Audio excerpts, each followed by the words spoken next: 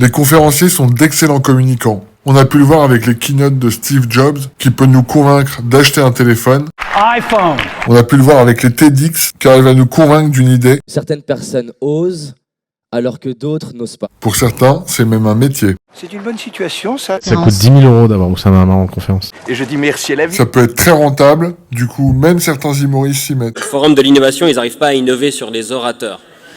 Et aux États-Unis, les conférenciers sont des superstars. Aux États-Unis, à chaque fois que je fais une conf, c'est genre le concert de Beyoncé, 8000 proviseurs du privé américain qui regardaient ma conf sur l'enseignement par le jeu. Ils ont développé des compétences telles que capter l'attention, séduire et convaincre. Tu sais pitcher quand t'es keynote speaker, fondamentalement. Tu sais capter l'attention, tu sais présenter un sujet, et tu sais le présenter de la façon la plus simple, la plus cash, la plus no bullshit. Je te propose donc de découvrir les clés pour créer des conférences captivantes. Et pour ça, on va faire appel à Idriss Aberkan. Ça commence par prendre du recul. Si t'es un bon keynote speaker, ta valeur ajoutée, c'est d'essayer de faire lever le nez du guidon à ton audience, sur son marché, sur son métier. Et pour ça, Idriss Aberkan a 2 techniques. La perspective historique Tout le monde s'en foutait d'Internet à l'époque. D'ailleurs, même des journaux disaient « c'est une mode, ça va passer ». et le mélange des genres. Et d'essayer de mélanger, tu vois, par exemple, l'histoire et la crypto, l'intelligence artificielle et la géopolitique. Parce que quand ton audience est bloquée, l'aider à prendre du recul, ça lui permet de trouver des solutions bien plus efficaces. Lever le nez du guidon d'une communauté professionnelle pour qu'elle arrive à mieux comprendre son métier, ses clients et comment se réinventer. Mais avant ça, t'as besoin d'avoir des clients. C'est un peu comme le spectacle en fait. C'est t'es connu, t'as une base de clients qui t'ont vu en conf, chez qui t'as dégagé un certain nombre d'émotions. Faut savoir se rendre mémorable. Et le moyen le plus efficace d'obtenir ta base de clients, c'est de créer du contenu sur le web, soit par YouTube, soit par un blog, ou encore avec un podcast. Mais il y a une erreur à absolument éviter. Être chiant, être plat, être monotone. Et malheureusement, on est tombé dans une machine à devenir chiant quand on était petit. C'est malheureusement les cours universitaires. Il y a une raison simple. Les cours universitaires en France, ils sont faits pour impressionner tes collègues. Ils sont pas faits pour les élèves. T'es fou. Quand tu passes la grecque en France, tu dois préparer une leçon. Mais tu la donnes pas à des élèves, ta leçon. Ça, c'est un travers dans lequel on peut tomber quand on crée du contenu. C'est de chercher à impressionner nos pairs qui maîtrisent le sujet au lieu d'aider nos clients. Donc ça t'encourage à surcomplexifier ton contenu pour montrer que t'es bon. Et c'est souvent une des raisons pour lesquelles on a peu de vues quand on crée du contenu sur YouTube. Quand tu fais un livre qui est simple, qui est clair, oh là là, c'est indigent, je l'ai lu,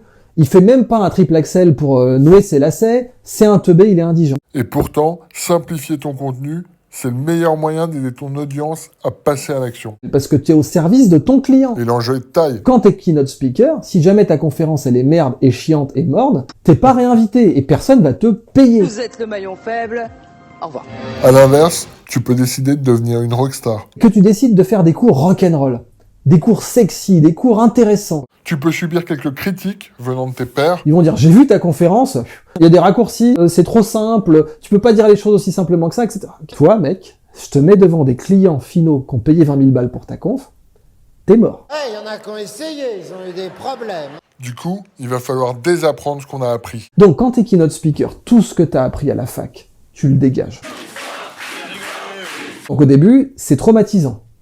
Mais ensuite, c'est une grande liberté. Ça te permet de faire du bon contenu et de te faire connaître. En général, c'est ça qui te lance. On t'a vu sur un TEDx. Donc moi, j'ai fait 8 TEDx. Et après, ça s'emballe. C'est-à-dire, une fois que t'as eu des clients, ils connaissent d'autres gens. Et tu peux accélérer ce bouche à oreille en créant du contenu sur le web. Et si ton contenu est bon, les gens vont vouloir en regarder plus. Donc le bouche à oreille décolle si et seulement si ta conférence est bonne. Et pour que ton contenu soit excellent, il faut que ton audience passe par 3 étapes. Petit 1, putain, ça, je le savais pas.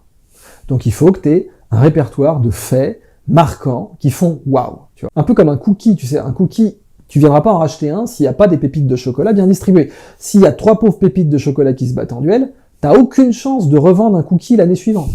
Ta conférence, c'est un cookie. Il faut qu'elle ait des pépites de chocolat. Mais ça ne suffit pas. Et ces pépites de chocolat, elles doivent être waouh et donc mémorables. Voilà. Waouh, ça veut dire que t'as aucun effort à faire pour l'écouter, parce que le wow effect, ça te prend... Littéralement, ça ne nécessite pas ta concentration.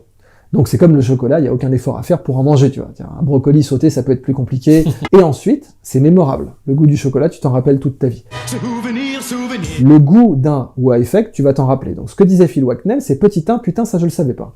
Petit 2, je suis bien content de le savoir. Je vais pouvoir le ressortir dans un dîner, ça me servira peut-être dans mon métier, etc.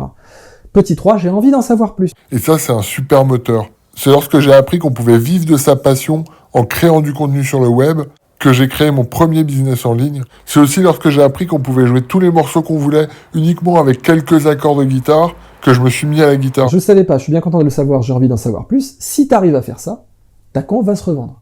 Et c'est comme ça en fait que j'ai décollé. Et si tu crées du contenu qui aide les gens, que tu respectes ces 3 étapes, ça te permet de vivre de ton contenu, par exemple en proposant des conférences ou en proposant des formations en ligne. Mais c'est pas pour tout le monde. Si t'aimes pas ça, faut pas te lancer dedans. Et si tu veux recevoir des conseils concrets pour créer du contenu fascinant et gagner ta vie sur le web, c'est juste en lien dans la description. Pour ne pas louper les prochaines vidéos, abonne-toi.